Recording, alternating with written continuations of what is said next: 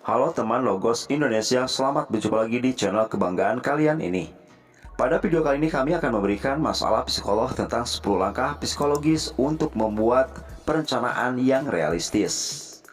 Dalam ruang kerja kita, pribadi dan profesi, kita semua adalah pembuat rencana.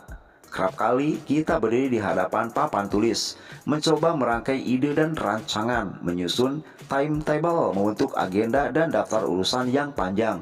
Namun brilian ide-ide sering waktu mengendap dalam laci, tidak tersentuh dan tidak terpengaruh. Namun pernahkah kita bertanya-tanya mengapa rencana tersebut sulit sekali untuk dilakukan? Terlalu sering kita membuat rencana yang tidak realistis. Kita menetapkan target yang terlalu ambisius. Kita menipu diri kita sendiri mengenai beberapa banyak waktu dan energi yang kita miliki. Dan kita lupa bahwa kehidupan seringkali melompati rencana terbaik kita. Misalkan ketika mungkin merencanakan untuk berolahraga setiap pagi, namun ketika alarm berbunyi kita seringkali menekan tombol snooze dan berakhir dengan merasa kecewa karena gagal memenuhi rencana tersebut. Faktanya, kita adalah makhluk yang mempunyai sifat psikologis. Kita mempunyai ambisi, impian, harapan dan juga ketakutan. Oleh karena itu, pada video kali ini kami akan membahasnya secara tuntas untuk Anda. Mengapa kita harus membuat perencanaan? Perencanaan berfungsi sebagai peta mental, memberikan kita gambaran jelas tentang apa yang harus dilakukan dan bagaimana mencapainya. Proactive benefit yang mengurangi kesalahan dalam pembuatan keputusan, memperkecil resiko, dan membantu kita agar tetap on track. Dengan perencanaan, kita bisa mencegah situasi buruk yang mungkin terjadi dan beradaptasi dengan perubahan situasi. Sementara itu, positif benefit dari perencanaan membuat kita akan mencapai tujuan kita. Dengan visualisasi tujuan kita menjadi lebih termotivasi untuk mencapainya. Itu membuat kita lebih fokus, mendapatkan keterlibatan dan mendukung perasaan positif seperti percaya diri dan lainnya. Oleh karena itu, ada beberapa hal yang harus kalian ketahui. Di video ini pastinya sangat bermutu sekali untuk kalian ketahui.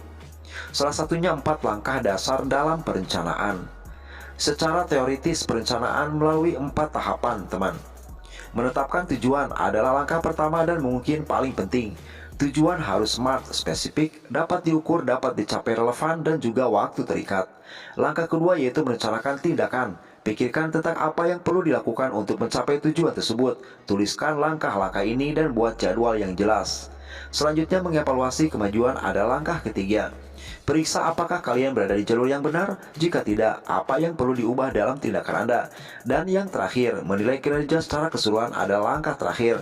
Apakah kalian mencapai tujuan yang telah dibuat? Jika tidak, apa yang akan kalian lakukan berbeda kali berikutnya. Setelah kalian mengetahui 4 langkah dasar dalam perencanaan yang kami bahas tadi, maka juga kalian harus mengetahui langkah psikologis untuk membuat perencanaan yang memang fleksibel dan realistis. Ada beberapa hal yang harus ketahui untuk 10 langkah psikologis membuat perencanaan yang realistis. Di antaranya adalah sebagai berikut.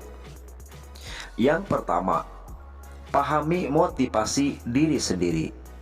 Hal ini sangat penting, guys. Ketika kalian ingin berbuat sesuatu, maka perencanaan haruslah matang. Dengan poin pertama ini, yaitu kalian harus memahami motivasi diri. Maka hal ini bisa menjadi hal yang mendorong dalam kebaikan. Mendalaminya apa yang mendorong kalian, apa yang membuat kalian semangat, dan menentukan apakah tujuan kalian sejalan dengan motivasi tersebut. Jika kalian sangat bersemangat tentang tujuan kalian, maka kalian akan lebih mungkin untuk mencapainya dan dipastikan lebih mudah. Selanjutnya, poin kedua dari 10 langkah psikologis, yaitu menentukan prioritas. Menentukan apa yang benar-benar penting bagi kalian, apa yang perlu dilakukan sekarang dan apa yang bisa ditunda. Prioritas yang jelas akan membantu kalian lebih fokus dan mencegah konflik sumber daya. Dan poin kedua ini haruslah kalian perhatikan jika memang ingin sukses, dan juga rencana yang realistis. Selanjutnya, poin ketiga, buat tujuan yang realistis. Tujuan yang smart atau spesifik dapat diukur, dapat dicapai, relevan, dan waktu terikat.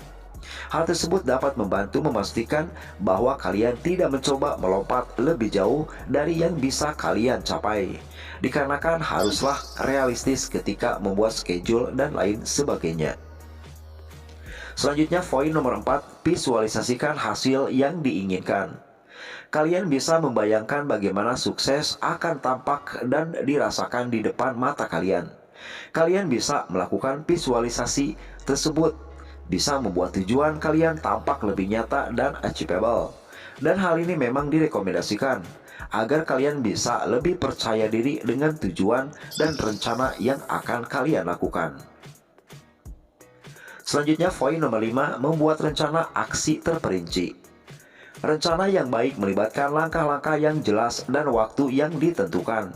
Rencana aksi seperti ini pastinya dapat memberikan rasa pencapaian saat kalian menjalankannya dan pastinya menambah kepercayaan diri. Confident dalam rencana memang sangatlah penting. Selanjutnya poin ke-6, lakukan penyesuaian jika memang perlu.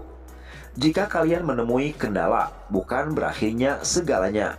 Kalian tinggal duduk, review, dan membuat penyesuaian kembali apa yang perlu supaya berada di jalur yang memang benar.